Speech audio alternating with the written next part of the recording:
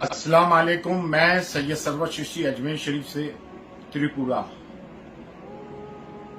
سیفرڈ brigade has virtually declared war on Indian Muslims. چاہے وہ بڑا ہو، شاہ رخ خان کا بیٹا ہو، یا کلیم صدیقی جیسے عالم دین ہو، یا عام آدمی ہو، موب لنچنگ ہو، ہماری زبان، ہماری تہذیب، ہمارے کلچر پر حملہ کیا جا رہا ہے. فیب انڈیا کا ایڈورٹیزمنٹ ہو، کسی بھی قوم و ملت کی اگر آئیڈینٹی چھیننا چاہتے ہو تو اس کی زبان اور تمدن کو، کلچر کو ختم کر دو.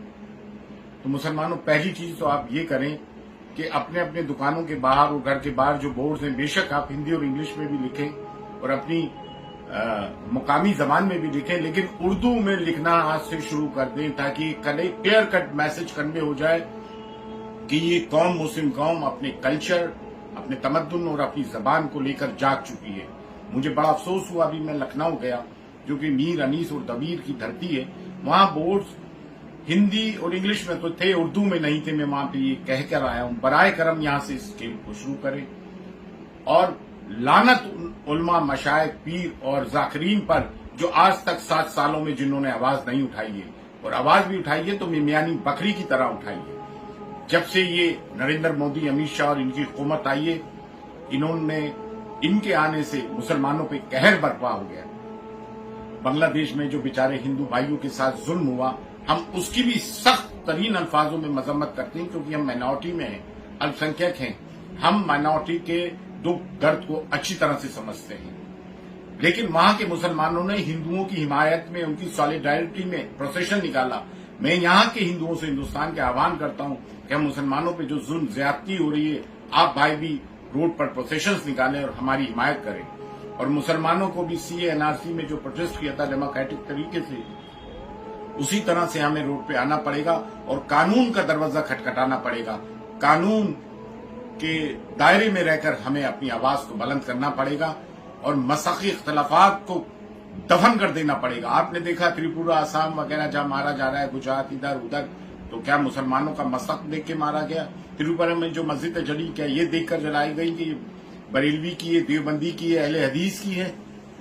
آپ ہمیں جواب دیجیے نا اس بات کا. ہم تو الحمدللہ ڈے 1 سے بارگاہ حضور غریب ناز سے، کہیں درگاہ شریف کے اندر آتا نور ہو یا خواجہ معین الدین چشتی کی درگاہ کا مین گیٹ ہو، ناموس رسول صلی اللہ علیہ وآلہ وسلم کا معاملہ ہو، سی این آر سی کا معاملہ ہو، ڈینمارک میں جو کارٹون بنایا حضور کی شان میں گستاخی کی، ہم لوگوں نے ہمیشہ صدا بلند کی ہے. باقی درگاہ خانقاہیں آواز بلند کیوں نہیں کرتی؟ ممبر کیوں خاموش ہے؟ ذاکرین کیوں خاموش ہیں؟ اور ان مسلمانوں کا بائیکاٹ ہونا بے حد ضروری ہو گیا ہے جو موجودہ حکومت کی آواز میں آواز ملا رہے ہیں. یہ ظلم زیادتی بند ہونا چاہیے. ہندوستان، بھارت ہمارا ایک خوبصورت ملک ہے، گلدستہ ہے، اور جو لوگ اس کو ختم کرنے کی کوشش کرنا ہے تو ہندو بھائی بھی یہ نہ سوچے کہ صرف مسلمانوں کی ہی مصیبت آئے گی. نہیں، جب لگے گی آگ تو آئیں گے کئی گھر زد میں. صرف ایک ہمارا ہی مکان تھوڑی ہے، اس میں صرف ایک ہمارا ہی مکان تھوڑی ہے. تو اس میں یہ جب دیش جڑے گا تو سب برباد ہوں گے.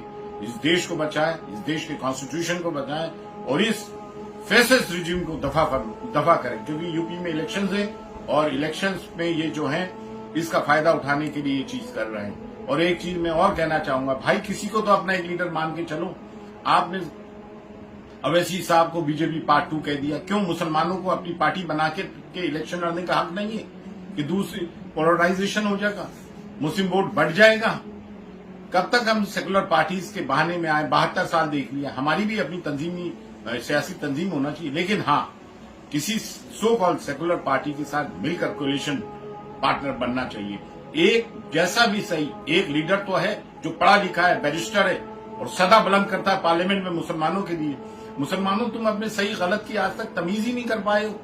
جس پہ چاہتے ہو الزام لگا دیتے ہو کہ اس پہ آج ابھی تک کیس کیوں نہیں لگے. بھائی وہ شخص اسد الدین اویسی صاحب جو ہیں قانون کے دائرے میں رہ کے بات کرتے ہیں اور بی جے پی پارٹ 2 نہیں. کیا ہم الیکشن نہیں لڑ سکتے ہیں؟ کیا ہمارا سیاسی وجود نہیں ہونا چاہیے؟